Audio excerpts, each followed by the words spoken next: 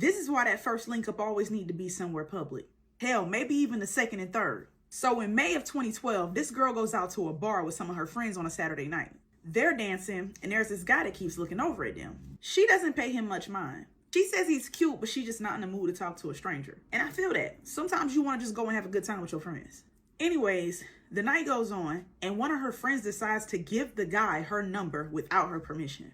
Y'all, I would have showed my ass. Y'all got some audacity. She said that he and her are no longer friends because he doesn't have any regard for anybody but himself. But that's another story for another day. So one day, dude from the club texted her. Honestly, I either wouldn't have responded or said, to be honest, I never told my friend to give you my number. But she said she responded politely and they had some pretty decent conversation. She says they have a lot in common. Movie taste, music taste, just general banter. So 2 weeks go by and they decide to meet up at the same bar again. They hung out, had some beers, but she noticed that he was drinking excessively. She said her dad is an alcoholic, so that's definitely a red flag for her. She says he was handling himself well. She also says a few of her friends show up for support and potential protection. That's a smart move. First dates, definitely have a homeboy or homegirl somewhere in the corner lurking. A few hours into the date, he's telling her how pretty she is, and she's just feeling really flattered because she said it was nice to hear. They're sitting on the patio, drinking, enjoying the evening, and she didn't realize that all of her friends walked inside of the bar and that there's nobody else outside except for the two of them. I feel a little about this because I wouldn't want to leave my friend to where I couldn't see her if I'm supposed to be there for support and protection. But also, y'all have been on this date for a few hours, and if it seems like things are going well, I might run inside to grab a drink and come right back out. I don't know. So as they're sitting there talking, dude leans in closer to her ear. She says she can smell the Bud Light and what she thinks is garlic. Y'all, I probably would have flicked that man's nose. Cause back up. Why are you so close? And why are you close if you know your breath hot? Please. She says he starts whispering. Do y'all know what he says? You remind me a lot of my ex. That's not a good pickup line. And I'm sure it's got bitches in the past, so. But he continues. I thought she was a spy, for the government. I used to have bad schizophrenia. Psychiatrists are bullshit though, so I self-medicated with Oxycontin and shit. Wee woo. Y'all, what?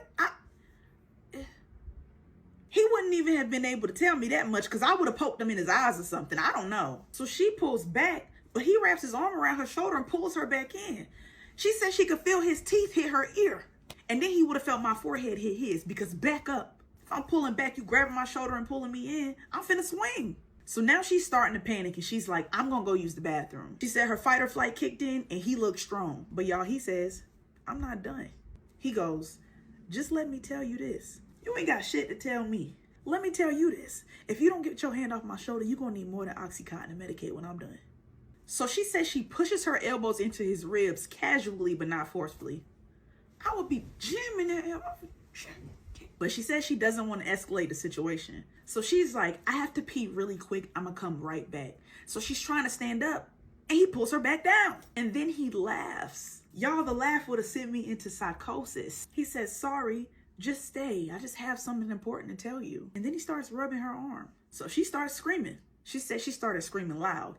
Get off me, let me go. She said she wanted to make sure she was screaming phrases that people knew that she was serious and not just somebody yelling because she was drunk. So he's like, what the fuck? She said at this point, all she could do was smell the alcohol and it was triggering her because she could only think about how her daddy used to have alcoholic outbursts. So she starts screaming her best friend name, Ashley. Ashley ain't come out.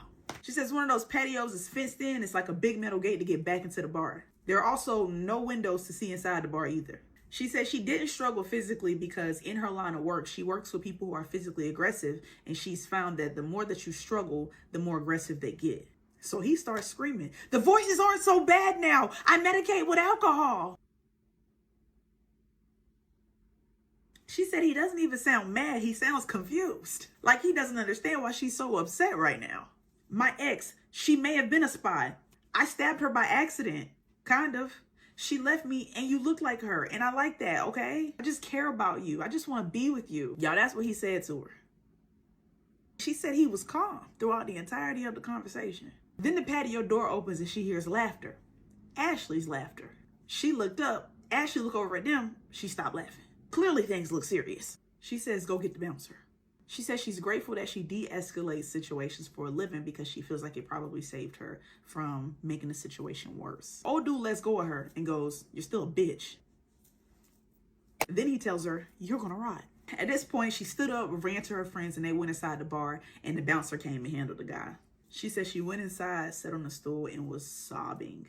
The bartender just kept handing her napkins to wipe her nose with. Eventually, he gave her a stack of them, and everybody in the bar saw what happened, so they all left her alone. Her friends decided to stay with her that night because she was terrified. The next day, she changed her phone number, and she said she stays away from the area that the bar was in. I'm glad that she ended up being okay. Y'all, do not be afraid to make a scene if you feel like you are in trouble. Better to look crazy than to look dead. Y'all stay safe out there.